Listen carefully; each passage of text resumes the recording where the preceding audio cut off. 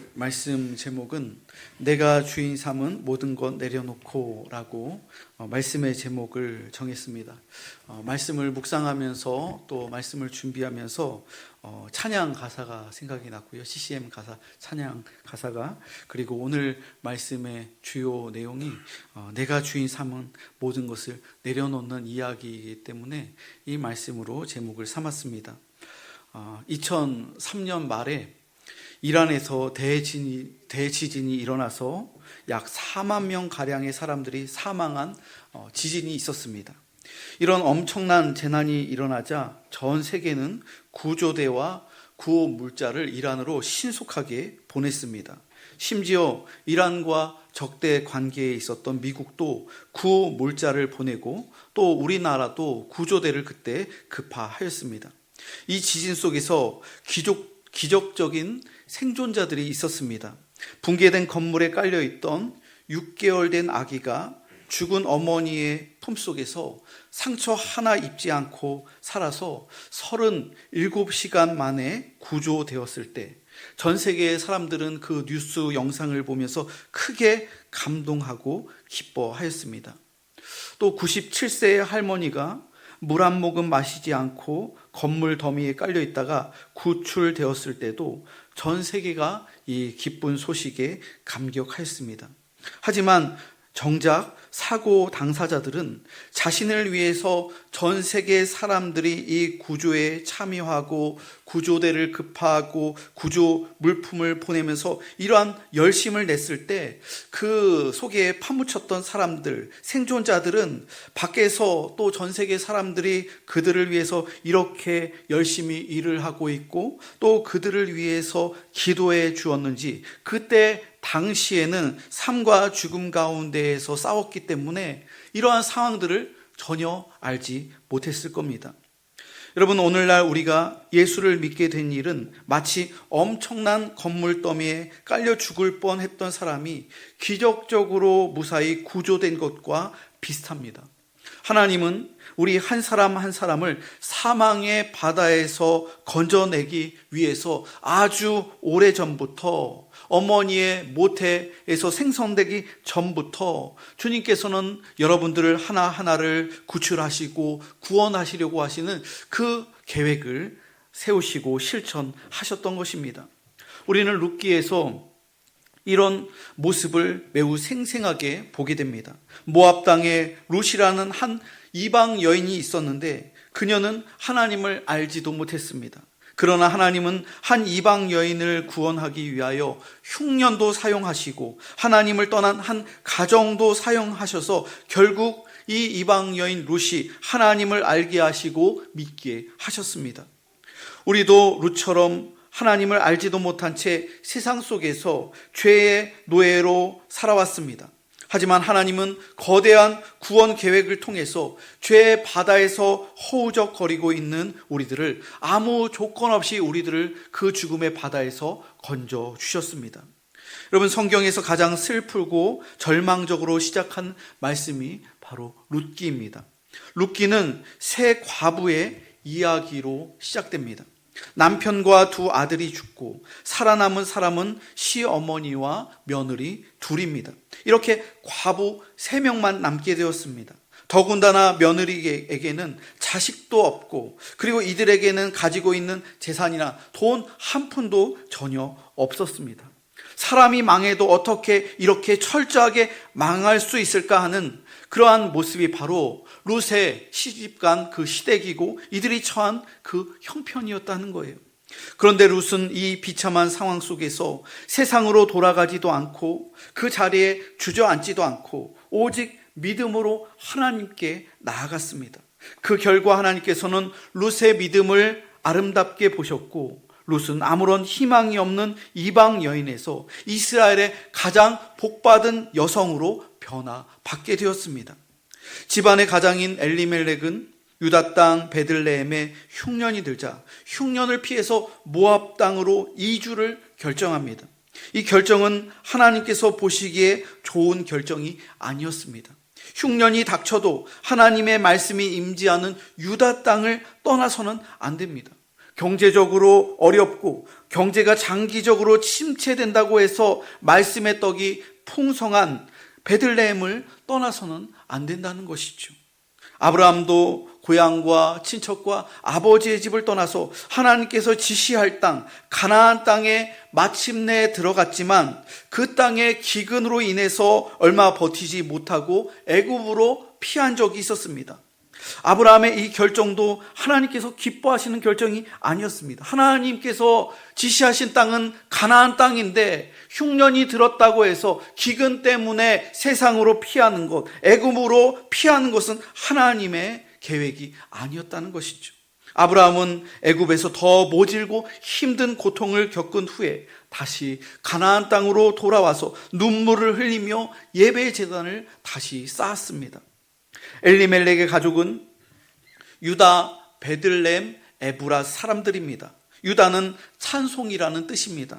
그리고 베들레헴은 떡집이라는 뜻입니다. 그리고 에브랏은 풍족한, 풍성한이라는 뜻입니다. 제가 지난주에도 이 지명에 대해서 설교했죠.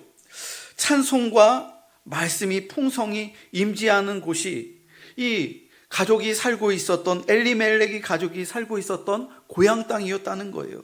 그런데 흉년 때문에 찬송과 말씀이 있는 집을 떠난다는 것은 하나님의 뜻이 아니었다는 거예요.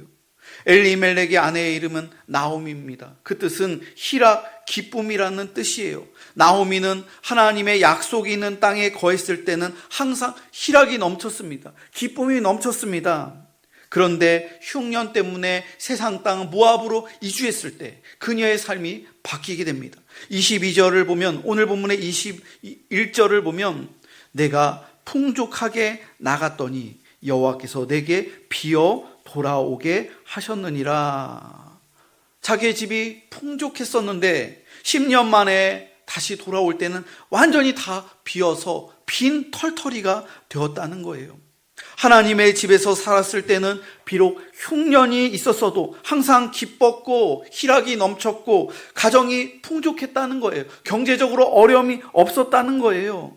연약하고 부족한 아들들이지만, 두 아들이 부족하고 연약하지만 이들의 교회 안에 있으면, 믿음과 사랑이 충만한 공동체 안에 있으면 모든 허물이 덮어지고 그 안에서 풍족한 삶을 살고 또 그 안에서 기쁜 삶을 살았다는 거예요. 하지만 가장인 엘리멜렉의 잘못된 결정으로 이들은 풍족한 땅, 말씀과 찬송이 있는 베들레헴을 떠났습니다. 10년이 넘는 긴 시간 동안 하나님 없이 세상에서 오직 물질의 풍요를 위해서 세상과 타협하며 살았습니다. 하지만 그 결과가 어땠습니까? 모압 땅에서 큰 성공을 이루었나요? 엘리멜렉의 가정이 큰 부자가 되었습니까? 그렇지 않죠. 망해도 완전히 망했습니다. 먼저 집안의 가장인 남편이 먼저 죽었습니다. 또 3절에 보면 나오미의 남편 엘리멜렉이 죽고 나오미와 그의 두 아들이 남았으며, 두 아들은 아직 남았죠. 그런데 10년이라는 시간 동안 나중에는 병약했던 두 아들마저 질병으로 한 아들이 죽고 또 그 다음 또 두 번째 아들도 죽었습니다. 이 가정에는 이제 시어머니와 며느리 둘만 남았습니다. 하나님께서 나오미에게 무엇을 말씀하시는 걸까요? 5절을 보면 말론과 기럨 두 사람이 다 죽고 그 여인은 두 아들과 남편의 뒤에 남았더라. 남편 장례 치르고 또 아들 둘 장례 치르고 이제 며느리만 남아있는 거예요. 남아있는 이 여인에게 하나님께서는 무엇을 말씀하시는 걸까요? 하나님께서는 항상 남아있는 사람에게 말씀하세요. 남겨진 자에게 말씀하시는 거예요. 죽은 자에게 말씀하시는 것이 아니라 하나님께서는 항상 산 자에게 말씀하십니다. 딸 나오미야, 지금까지 너는 무엇을 위해 살았느냐? 무엇을 위해서 그렇게 열심히 달려왔느냐? 남편이 살아있었을 때는 든든한 남편을 중심으로 살아왔습니다. 남편만을 바라보며 남편에게 의존하며 인생을 살아왔습니다. 그런데 그 든든한 남편이 먼저 세상을 떠났습니다. 나오미에게는 너무나 큰 절망이요, 큰 슬픔이었을 것입니다. 남편이 죽은 지 10년 동안 남편의 빈자리가 너무나도 크게 느껴졌을 거예요. 하지만 그 빈자리를 누구로 채웠을까요? 두 아들이에요. 남편이 죽은 후에 나오미는 아들 중심의 삶을 살기 시작합니다. 하나님을 내 마음의 주인으로, 내 인생의 중심으로 살아야 되는데, 나오미는 하나님 중심이 아니라 남편 중심으로 살다가 남편이 떠나자 그 빈자리를 아들 중심으로 인생을 살아왔다는 거예요. 사실 나오미에게 한 번의 결정적인 기회가 있었습니다. 남편이 죽은 후에 남편의 잘못된 결정을 돌이킬 기회가 있었다는 거예요. 빨리 회개하고 약속의 땅으로 돌아오면 두 아들도 살릴 수 있었을 겁니다. 하지만 나오미에게는 알량한 자존심이 남아 있었습니다. 우리 남편이 어떤 남편이었는데, 우리 집안이 어떤 집안인데, 하나님을 마음의 중심에 두고 하나님을 의존해야 하는데 아들을 둘을 의존하기 시작합니다.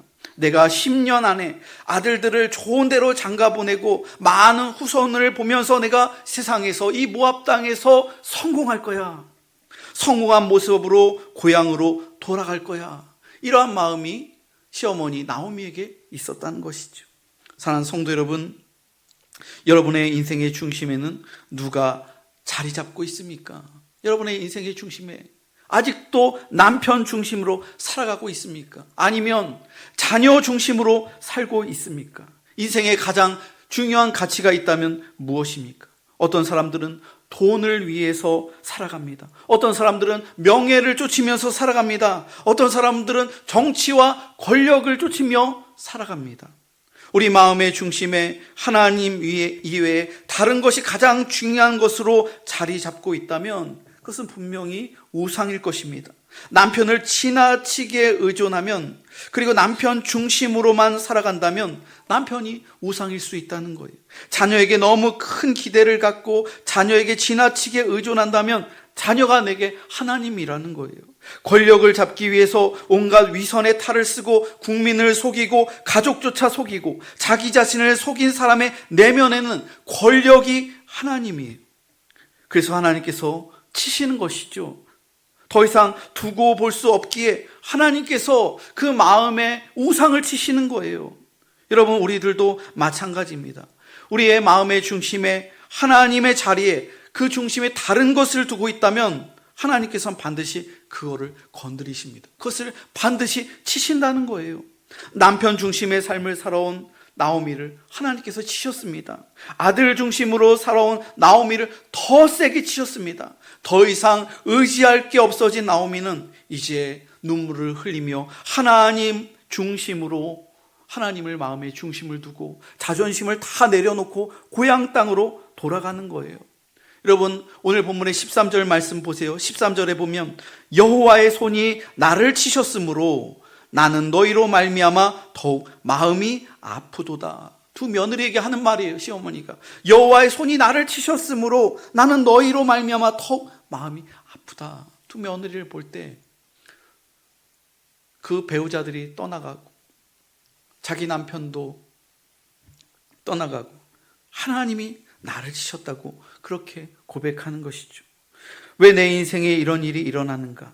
나오미는 처절하게 깨달았습니다. 여호와의 손이 나를 치셨구나. 전능자 하나님께서 나의 죄 때문에 나를 괴롭게 하시는구나. 더 이상 의존할 수 있는 대상이나 소망이 다 끊어지게 되었을 때 나오미는 눈물, 콧물을 다 흘리며 모든 자존심을 내버리고 하나님 중심의 삶을 다시 살 수 있게 되었습니다. 여러분의 인생은 어떻습니까? 여러분들의 인생 가운데서도 우리들도 하나님께서 강하게 치실 때가 있어요. 우리의 자존심도 완전히 깡그리 무너뜨리며 우리가 쥐고 있는 것들, 우리의 마음속에 있는 소중한 것들, 하나님보다 더 우선순위에 있는 것들, 하나님이 사정없이 치시면서 우리를 겸손케 하시고 그 하나님께 나오지 않으면 도저히 살 수 없게끔 그렇게 인생의 코너로 우리를 몰아붙이실 때가 있다는 거죠. 모압 땅에서 절망 가운데 있던 나오미에게 큰 기쁨의 소식이 들리게 됩니다. 고향 땅 베들레헴에 양식이 있다는 기쁜 소식이 들리게 되는 거예요. 오늘 본문의 6절 말씀 한번 보십시오. 6절을 함께 읽어보겠습니다. 시작. 그 여인이 모압 지방에서 여호와께서 자기 백성을 돌보시사 그들에게 양식을 주셨다 함을 듣고 이에 두 며느리와 함께 일어나 모압 지방에서 돌아오려 하여.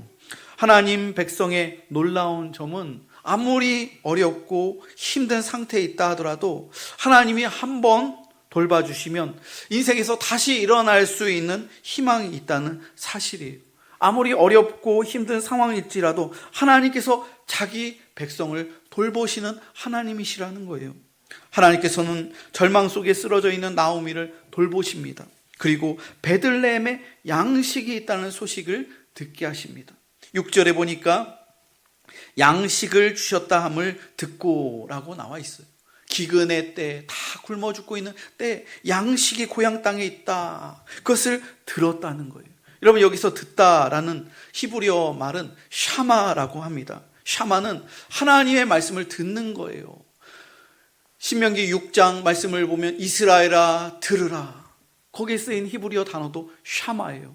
양식이 있다, 듣는 거, 샤마. 하나님의 말씀이 들리는 거예요. 지난 10년 동안 베들레헴 소식을 전혀 듣지 못했는데, 지난 10년 동안 교회 소식을 전혀 듣지 못했는데, 지난 10년 동안 하나님의 말씀을 전혀 듣지 않았는데, 지금 남편이 없고 두 아들도 없는 절망의 상황 속에서 샤마, 하나님의 말씀, 하나님의 음성이 들리기 시작하는 거예요.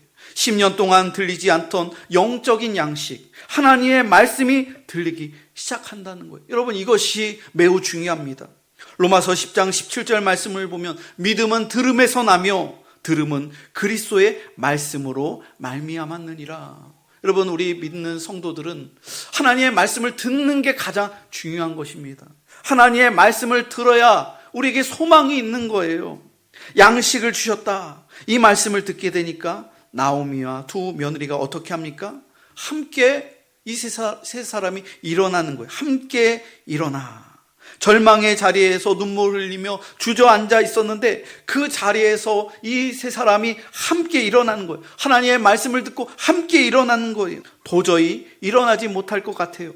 주저앉아 있어야 될 것 같습니다. 앉아 있을 힘조차 없을 것 같습니다. 그냥 쓰러져 있어야 할 것 같아요. 하지만 하나님의 말씀이 들리니까 일어나는 거예요. 그것도 혼자 일어나는 것이 아니라 함께 일어나는 것이죠.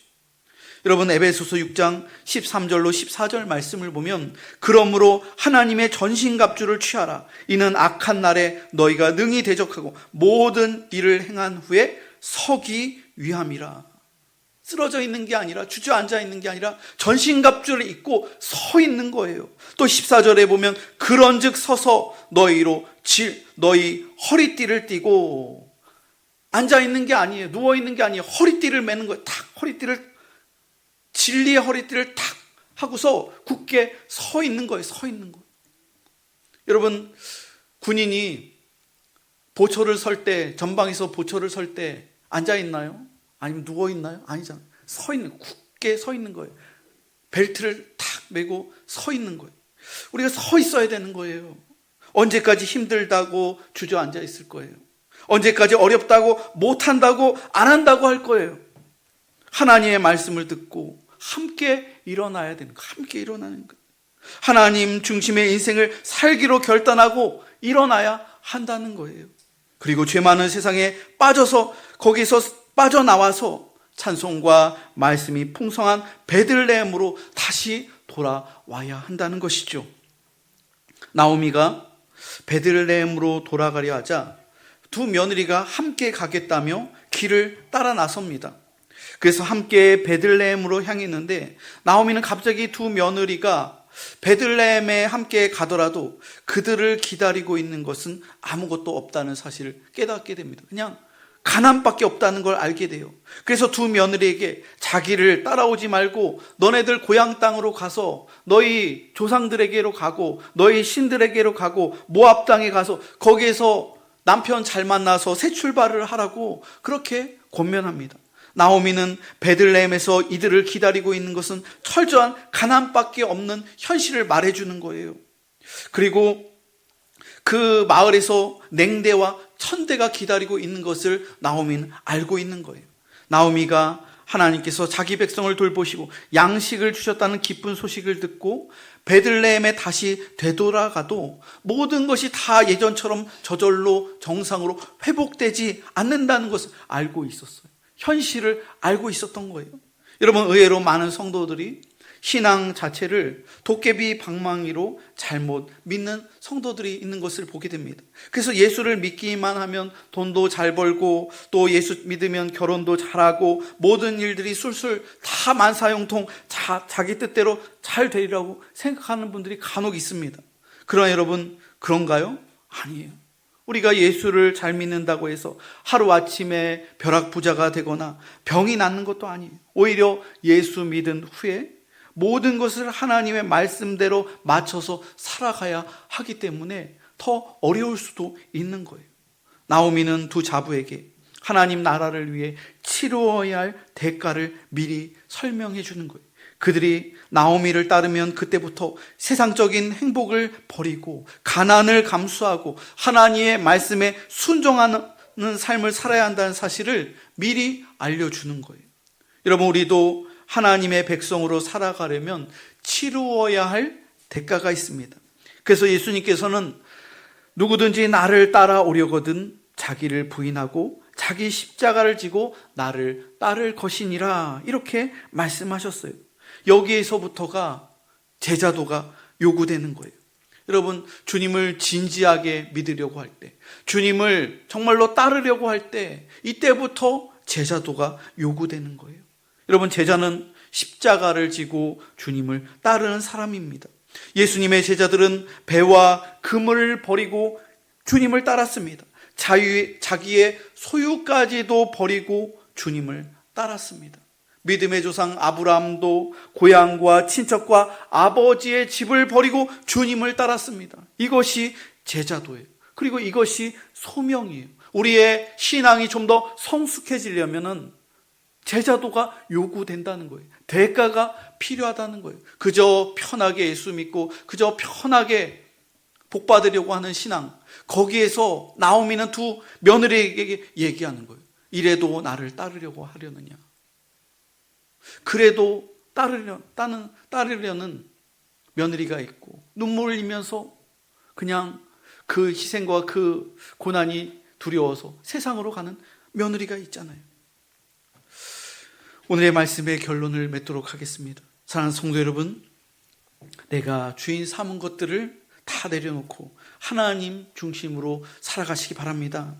주님의 말씀을 듣고 온 성도들이 함께 말씀으로 함께 굳게 서는 공복교회가 되기를 축복합니다. 비록 현실이 녹록치 않고 힘들지라도 십자가를 지고 주님의 말씀을 따라가는 주님의 참된 제자들이 다 되시기를 주님의 이름으로 축원합니다.